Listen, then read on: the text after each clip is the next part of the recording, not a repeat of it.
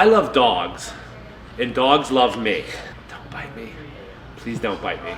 We're talking emotional support dogs on another episode of Ask Prof. Joey C. Oh my goodness, get this dog away from me!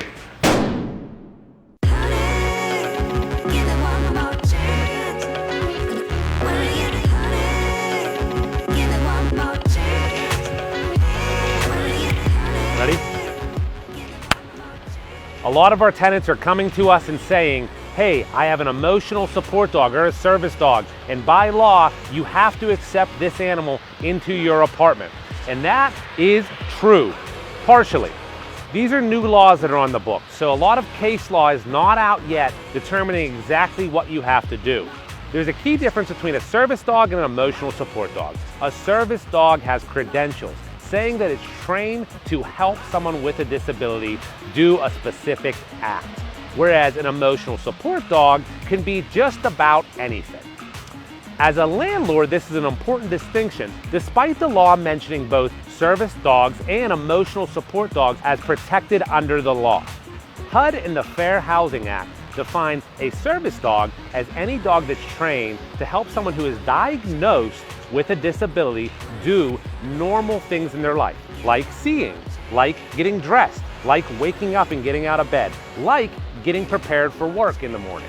An emotional support dog has no real definition, and this is where the law gets a little bit hazy and causes a lot of confusion. An emotional support, actually animal, it doesn't just have to be a dog, can be anything. It can be a parakeet, a snake, a llama. It doesn't matter. It can be anything that helps someone deal with a problem in their life or some type of mental illness. So that can be someone who has an anxiety disorder and the dog sitting on their lap helps them relax. We support our tenants who need a service animal or an emotional support dog and actually have the credentialing to back it up.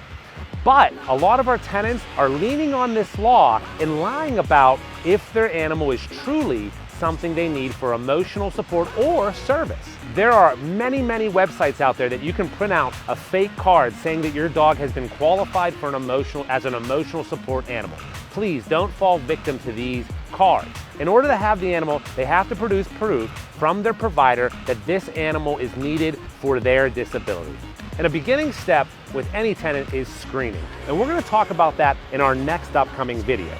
But if you're interested in learning more about service animals and emotional support animals as a landlord or as a renter, please go to ada.gov, go to the HUD website under the Fair Housing Act, or Google service animal case law to see the actual real case studies and the real legal findings on the law.